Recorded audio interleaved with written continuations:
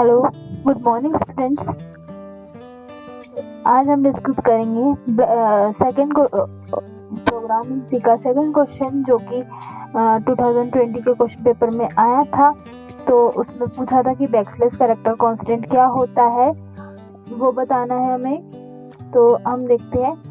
Many programming language supports a concept called escape sequences when a character is preceded by a backslash. It is called an escape sequences, and it has a special meaning to the compiler. For example, backslash n in the following statement is valid character, and it is called a new line character ch equals to backslash n. तो ये कुछ इसके हिंदी में notes है जो कि जिस language में मैंने इंग्लिश में आपको एक्सप्लेन किया है, तो इंग्लिश में जो कुछ है तो वो हिंदी में ट्रांसलेट करके लिखा हुआ है इसमें। तो आप खुद देख सकते हैं, इससे आपको और अच्छे से समझ में आ जाएगा। फिर आता है कैरेक्टर, फिर इसमें हिंदी में है, इंग्लिश में है, सॉरी।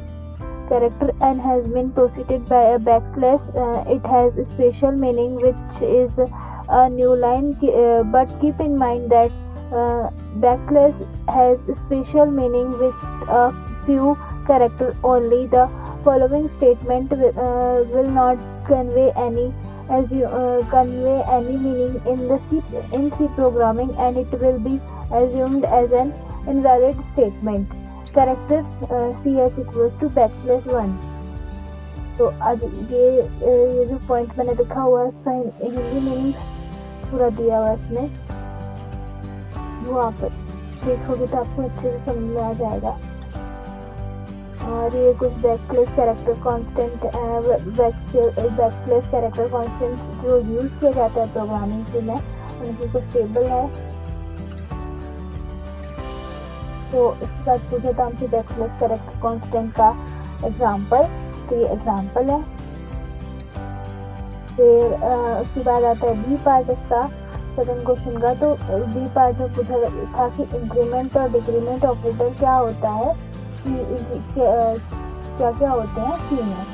तो increment operator, the increment operator is used to increment the value of a variable in an expression. In the pre-increment value is first incremented and then used inside the expression, whereas in the post increment value is first used inside the expression and then incremented. तो इसमें आएगा prefix और postfix. तो prefix में पहले plus M आएगा, और postfix में वही उसी तरह से होता है, लेकिन एम प्लस आएगा। तो एम जो है वो वेरिएबल होता है।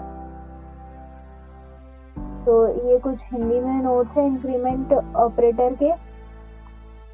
उसके बाद आता है डिक्रीमेंट ऑपरेटर।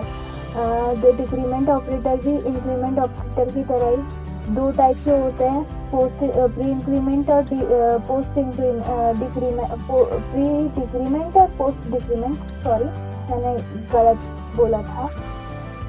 तो प्री डिक्रीमेंट में भी पहले जैसे माइनस वेरिएबल आता है, तो इंक्रीमेंट में तो वैसे ही होता है, और इसमें डिक्रीमेंट का साइन आता है। लेकिन और पोस्ट डिक्रीमेंट में भी माइनस बाद में आएगा और वेरिएबल पहले आएगा।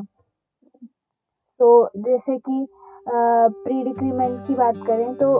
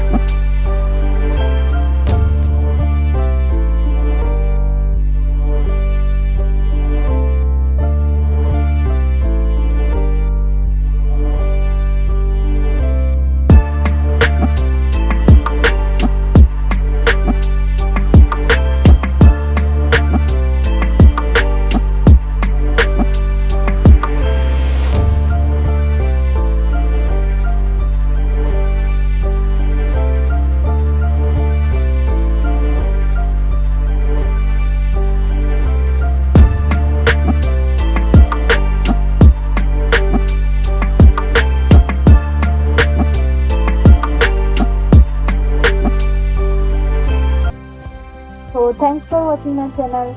Please like, share and subscribe my channel.